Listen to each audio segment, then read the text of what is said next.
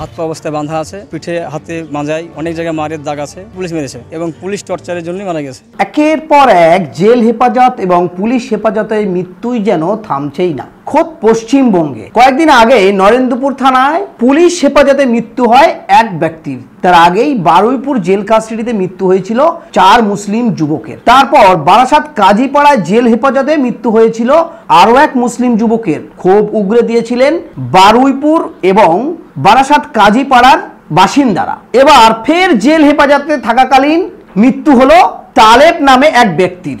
উঠছে প্রশ্ন, জেলে থাকাকালীন আসামির মৃত্যুয় ক্ষুব্ধ পরিবারের সদস্যরা। পরিবারের অভিযোগ, বিচার বিভাগীয় হেফাজতে থাকাকালীন পুলিশের অত্যাচারে মৃত্যু হয়েছে আবু তালেবের, বয়স 48। জানা গেছে মৃত আবু তালেবের বাড়ি ভগবানগোলা থানার হাসানপুর গ্রামে। পুলিশ সূত্রে খবর, গত 11 এপ্রিল ভগবানগোলা থানার পুলিশ আবু তালেবকে একটি মামলায় গ্রেপ্তার করে। তালেবকে কোর্টে পেশ করা হলে বিচার বিভাগীয় হেফাজতে পাঠানোর নির্দেশ দেয়।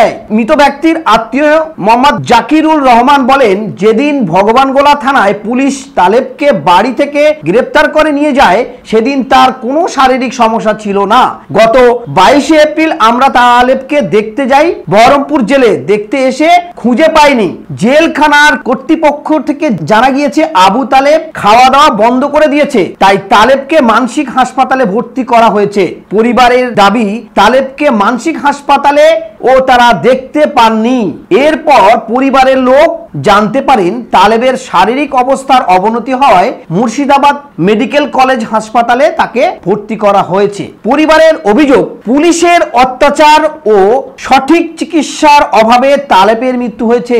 ময়নাতদন্তের রিপোর্ট জানা যাবে মৃত্যুর সঠিক কারণ, এমনটাই স্পষ্ট ভাষায় জানানো হয়েছে সংবাদ মাধ্যমে। তাদের দাবি, তালেব সুস্থ ছিল, কেন জেল হেফাজতে মারা গেল?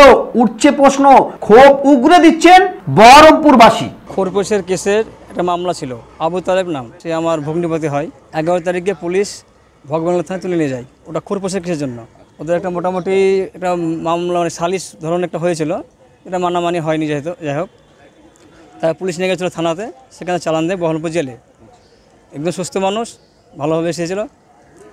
7 দিন পর দেখা করেছি, তখন সুস্থ ছিল। তার 2 দিন পর আবার এসে খোঁজ জানতে পারি যে ওটা 22 তারিখ ছিল, 22 তারিখ, এক সপ্তাহ পর 22 তারিখে ওরা মেন্টাল হসপিটালে ভর্তি করে দেয় জেলখানা থেকে। তারা আমাদেরকে জানায়নি, পরে আবার খোঁজখবর পাই যে মেন্টালে আছে।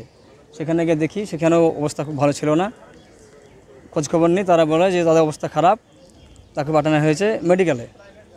সেখানে জিজ্ঞেস করে তাদের কী হয়েছিল, তো খাওয়া দাওয়া ছেড়ে দিয়েছিল, সেই জন্য পাঠিয়েছি। মেডিকেলে এসে দেখি হাত পা অবস্থায় বাঁধা আছে এবং পিঠে হাতে মাজায় অনেক জায়গায় মারের দাগ আছে, লাঠির। সম্ভবত জেল থেকে এসেছে, পুলিশে মারবে, এটা আমরা মনে করছি পুলিশ মেরেছে। তারপরে হসপিটালে ভর্তি করে এখানে আমরা আসার পর 3 দিন পর, 22 থেকে 26 তারিখ, 3 দিন পর আমরা জানতে পারি যে আমাদের পেশেন্ট এখানে আছে। এসে দেখছি ওই অবস্থায় পড়ে আছে। তারপর আসার পর আমাদের যে নার্স, তারা চিকিৎসা করে। তারপরে আজকে আপনার ভোর 4:50 মিনিটে 30 মিনিটে মারা গেছে। কি কারণে মারা গেছে আপনি মনে করছেন? ঠিকভাবে ট্রিটমেন্ট হয়নি এবং পুলিশ টর্চারের জন্যই মারা গেছে। পুলিশ মারধর করেছে? হ্যাঁ, দাগ যখন আছে পাছায় বা পিঠে হাতে, তাতে অবশ্যই সেটাই মনে করা যায়। অভিযোগ করবেন আপনারা থানা? হ্যাঁ, অবশ্যই করবো। পোস্টমর্টম রিপোর্ট কী হয় তার উপর ভিত্তি করে অভিযোগ করবো। পুলিশের টর্চারে মৃত্যু মনে হচ্ছে তাই। আপনার নাম? মোহাম্মদ জাকিরুর রহমান। আর যে মারা গেছেন আবু তালেব শেখ। বাড়ি কোথায়? আবাসপুর, ভগবানগোলা থানা।